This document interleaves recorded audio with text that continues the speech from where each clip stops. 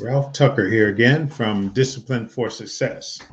Just bringing to you a few thoughts that I've gained along the way, and hopefully, the wisdom that I've gained along the way will help someone else on their journey.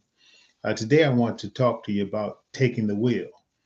When we think about our thoughts, sometimes we really don't think about how much power they have over our lives, our directions, our where we end up every day. But our thoughts are very powerful, and our lives are lived according to our thoughts. I remember after writing my first book, I had it reviewed by a reporter in Durham, North Carolina. And one of the things she said, you had some great thoughts, but you had it seemed like a stream of consciousness. It seemed like you were just following your thoughts with no real sense of direction. And when I thought about that, I realized that one of my difficulties in life has been finding the ability to organize my thoughts, even organize my path. You have to be able to organize your thoughts. You have to have a sense of direction. It's not good enough just to be a good bricklayer. A good bricklayer will never build a building without a plan, without some kind of blueprint as to where he's going with his laying bricks. The same way with driving. When we drive, we have to have a sense of direction. When you get in your car and start it up, you know you're going to the store, you're going to the bank, you're going to work, you're going to church. You have a sense of direction. And you know, when you know the way, you don't turn in the opposite direction of your destination.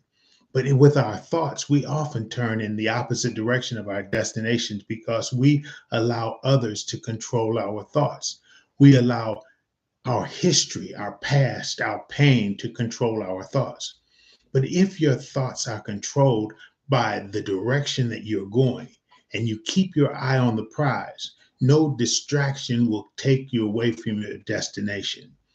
This means that in thinking, we have to be able to overcome our emotions. Sometimes emotions can rise up as a distraction, bring you to a place of depression, bring you to a place of sadness. But by the same token, as your thoughts took you to that place, your thoughts can elevate you from your depression. Your thoughts can also take you to a place where you have a hope, a joy. The thoughts of a man. The Bible says that a man's thoughts will determine who he is. A woman's thoughts will determine who she is. As a person thinks in their own heart, so is he, so is she. So we want to see that by taking the wheel of our thoughts. When you take the wheel of your thoughts and your thoughts are, the wheel may be pulling you in one direction, but you have the control.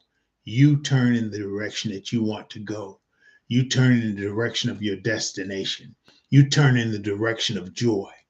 This is where we find ourselves sometimes allowing others to control our thoughts. I've talked to you about the possibility of ruling yourself versus having someone else rule. The same with your thoughts. You want to rule your thoughts. You don't want your thoughts to rule you.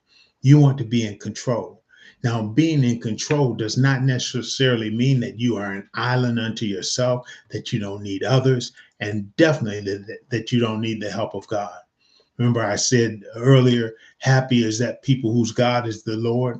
When you ask the Lord to lead and guide you, order your steps in his ways, then that means that you're asking God to take you in a positive direction versus a negative direction. When you understand that we are moving towards, if we are seeking God, we're moving towards the light. But there's always a power that's drawing us towards the darkness. Turn out of that direction and turn towards the light.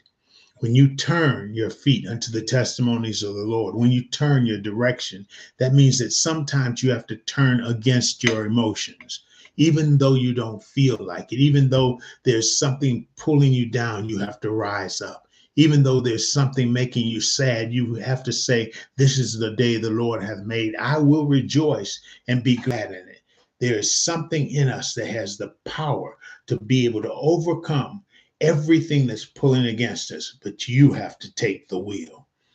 I pray that this has given you some insight into your day, allowed you to see sometimes the errors of our ways. God bless you.